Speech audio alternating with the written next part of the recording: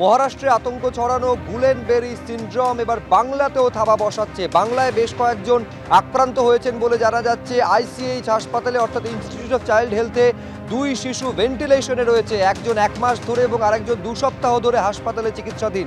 এখন মূল প্রশ্ন হচ্ছে কি এই গুলেনবেরি সিনড্রোম, কি তার উপসর্গ, কি দেখে গুলেনবেরি সিনড্রোমে আক্রান্ত হয়েছেন ধরে নিয়ে তার চিকিৎসা করা যেতে পারে, এবং সবথেকে বড় প্রশ্ন এর নিরাময় কিভাবে সম্ভব। সেটাই আরো বিস্তারিতভাবে জানার জন্য কথা বলবো সরাসরি আমাদের প্রতিনিধি সন্দীপ সরকারের সঙ্গে। সন্দীপ,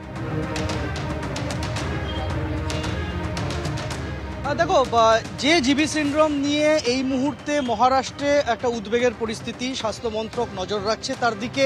শতাধিক মানুষ আক্রান্ত, একটা নির্দিষ্ট অঞ্চলের মধ্যে একজনের মৃত্যুর খবর পাওয়া গিয়েছে। সোলাপুরের বাসিন্দা এক ব্যক্তির তার মৃত্যু হয়েছে।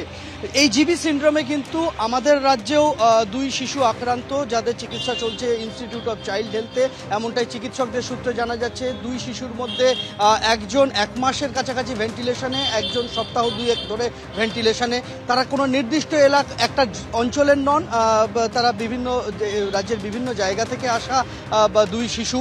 দুজনেরই শারীরিক অবস্থা বেশ উদ্বেগজনক বলছেন চিকিৎসকেরা। আমার সঙ্গে রয়েছেন চিকিৎসক যোগীরাজ রায়, সংক্রামক রোগ বিশেষজ্ঞ। ডক্টর রায়, এই জিবি সিনড্রোম এটা আদতে কি এবং এটা কিভাবে শরীরকে আক্রমণ করে? জিবি সিনড্রোম একটা ইমিউনোলজিক্যাল রোগ।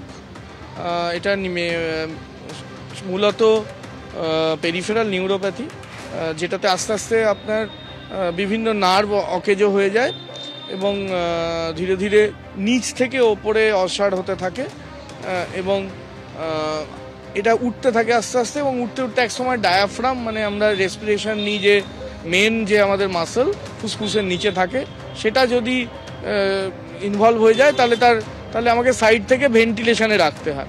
তো এই ধরনের রুগী মূলত নিউরোলজিতে আসে, এবং নিউরোলজিতে এগুলো কিন্তু নিয়মিতই পাওয়া যায়। এরকম নয় যে জিবি সিনড্রোম আপনি যেরকম বললেন 2 জন আক্রান্ত আছেন, অনেকজনই আক্রান্ত আছে, খুঁজলে পাওয়া যাবে।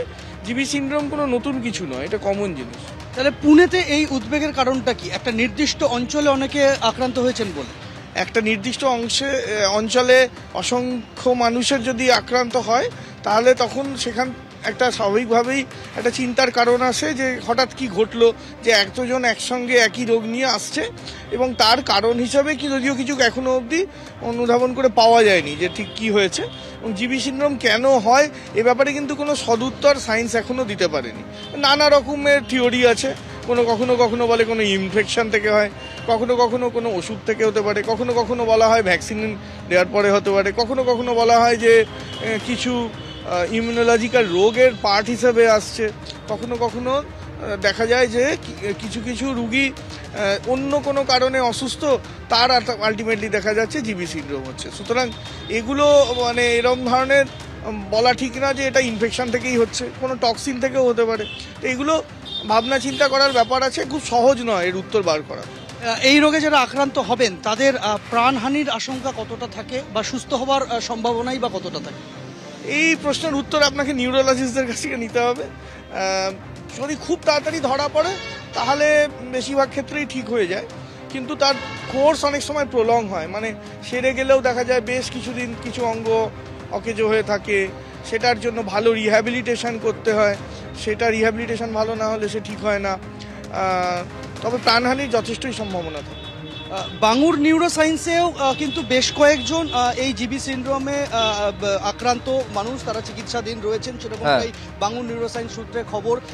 মূলত যে 2 শিশু ইনস্টিটিউট অফ চাইল্ড হেলথে ভর্তি রয়েছেন, তাদের দুজনের শারীরিক অবস্থা কিন্তু যথেষ্ট উদ্বেগজনক। একেবারে এইটা হচ্ছে উদ্বেগের বিষয়, কারণ 2 জন ভেন্টিলেশনে রয়েছেন বলে আইসিএইচ বা ইনস্টিটিউট অফ চাইল্ড হেলথে এইটা জানা যাচ্ছে। এখন শিশুদের মধ্যে এটা কতটা আতঙ্কের হতে পারে, শিশুরোগ বিশেষজ্ঞ যারা তারা কি বলছেন, আমরা এই নিয়ে এই জিবিএস বা গুলেনবেরি সিনড্রোম নিয়ে কথা বলেছিলাম শিশুরোগ বিশেষজ্ঞ ডক্টর প্রভাস প্রসূন গিরির সঙ্গে।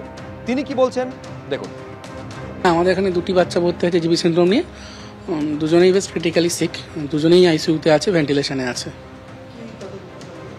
উপসর্গ যেরকম হয় যে উইকনেস হয়, প্রথমে পায়ের জোর কমে যায়, তারপরে কোমরের জোর কমে যায়, হাতের জোর কমে যায়, হাঁটতে পারে না, চলতে পারে না, তারপরে বসতেও পারে না, শুয়ে থাকে। এবং এটা হতে হতে যেটা হয় দুটো জিনিস খুব ভয়ঙ্কর হয়, যেটা হচ্ছে আমাদের শ্বাস নেওয়ার যে মাসেল, যে বুকের খাঁচাটা, রেসপিরেটরি প্যারালাইসিস হয়ে যায়, শ্বাস নেওয়ার মাসেলসের উইকনেস হয়ে যায়, রেসপিরেটরি প্যারালাইসিস হয়ে যায়। খাবার খেতে পারে না, আমরা কথা বলার জন্য যে মাসেলস ইউজ করি, খাবার খাওয়ার জন্য যে মাসেলস ইউজ করি, সেগুলো উইক হয়ে যায়। খাবার খেয়ে গলায় আটকে গিয়ে অ্যাসপিরেশন নিউমোনিয়া হয়ে যায়, রেসপিরেটরি ফেলিয়ার হয়। তো এইসব নিয়ে আমাদের কাছে আসে আর কি।